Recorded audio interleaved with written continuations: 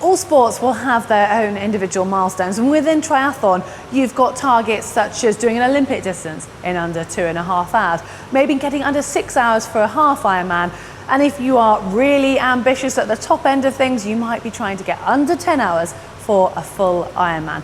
Well, then you've got the individual disciplines as well. For a marathon runner to go under 3-hour marker is a big deal. And how about the Ironman swim and breaking 60 minutes, breaking that 1 hour barrier? Well, that's where our focus is today, and we're going to be outlining how you can achieve that.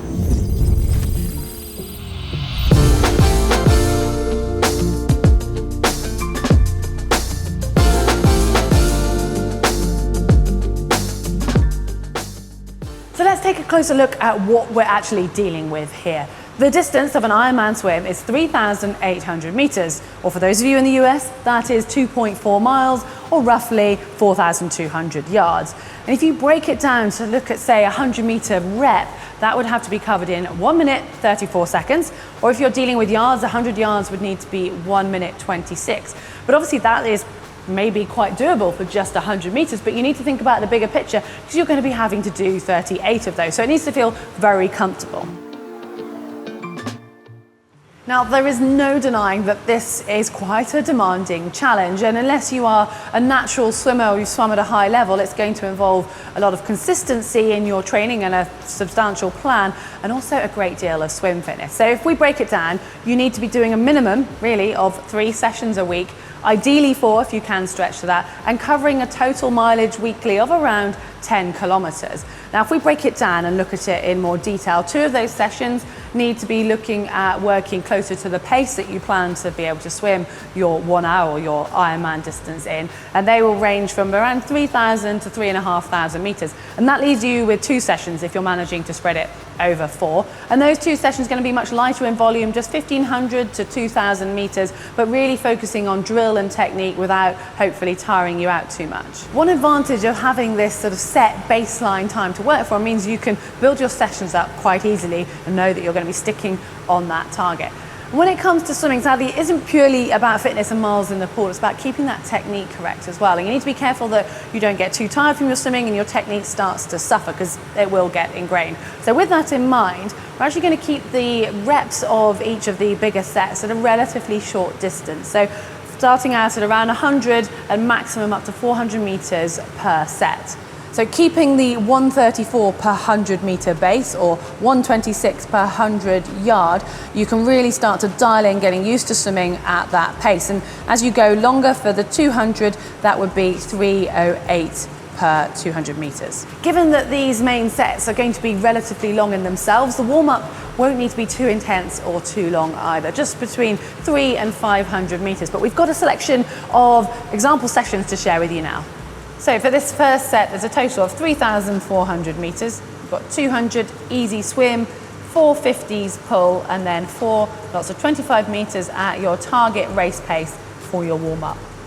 And then the main set is 2 times through 6 by 100 meters at your target pace, turning around on 2 minutes, followed by 12 times 50 meters at your target race pace again, turning around on 1 minute. Once you've completed that, take 200 meters super easy before repeating it once more. Do the first set as swim and the second set all as pull. And then just finish off with 3 lots of 100 meters for your warm down. Another example for a warm up, 3 by 100 meters, nice and easy, followed by 4 50s as 25 meters hard, 25 meters easy. And for the main set, it's going to be twice through again of 8 lots of 100 meters at your race pace, turning around on 2 minutes.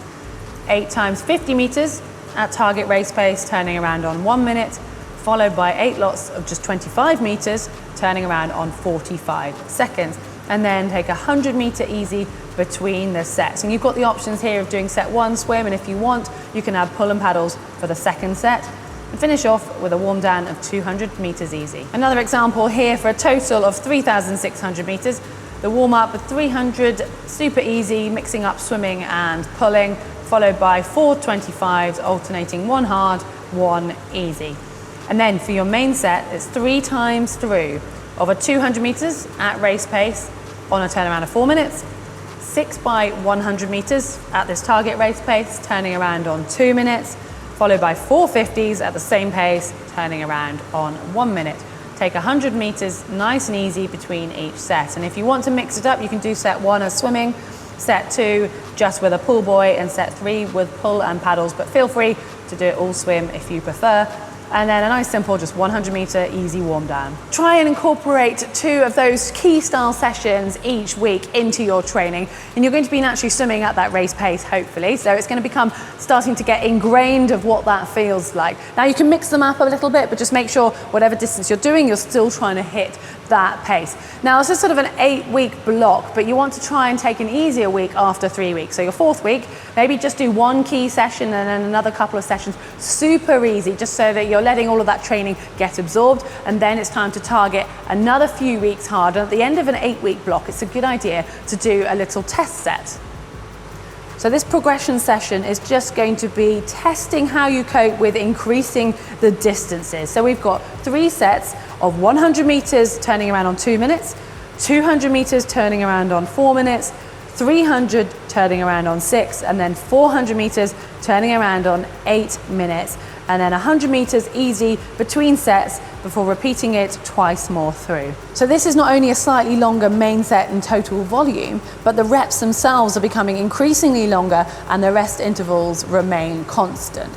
Well, it should stretch you and in all likelihood be a little bit too difficult at first attempt, but it will illustrate just how realistic the goal of a full 3,800 meters at this pace may be in the near future. So now is quite a good time to just sit down and have a reflection on that progression test set and see how you got on. How did you find the longer distances, the 300 to 400 meters? Do you think you could have done more reps at the same distance, or are you even ready to actually progress the distance of each rep?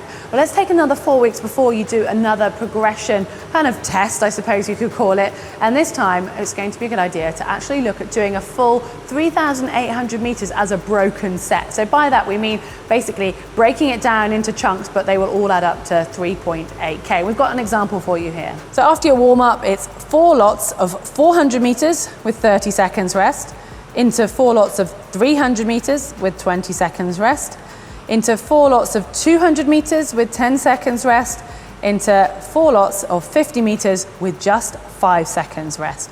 Take note of your time as soon as you finish the 50-meter interval, and then you take off 4 minutes 15 seconds, which will give you the total time for your swimming time of 3,800 meters, and you can see how close to the hour you were.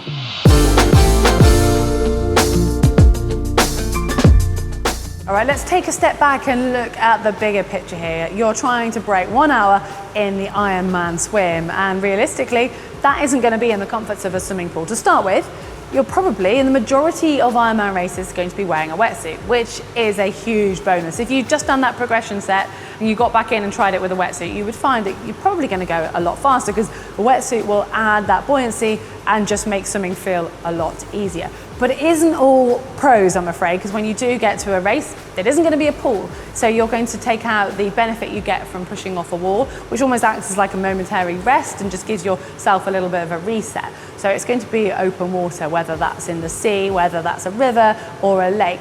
With that come a lot of fellow swimmers who are going to be swimming at a similar pace to you, so they could potentially be getting in your way. You might have currents and waves. It's not going to be smooth water, and you're not going to have the black line down the middle of the pool. So bear in mind, you might well actually be swimming a little bit further than 3,800 meters as total. But don't worry, it's not all doom and gloom, because you can get the benefit of swimming with others if you learn to do some drafting. We've made lots of videos on that, so if you want to know a little bit more on how to draft, check those out. But if you do get on the right feet, you can find yourself actually swimming under an hour easier than you might have expected. Sub 1 hour for an Ironman swim is a huge achievement, or if you've not quite got there yet, it is a huge target, and it'll give you the benefit of having that clear run through transition and out onto the bike. So hopefully that will keep you focused as you follow these tips and you work on your training. If you've enjoyed it, do remember to give us a like and check out GTN on social media, and why not follow us here on YouTube as well.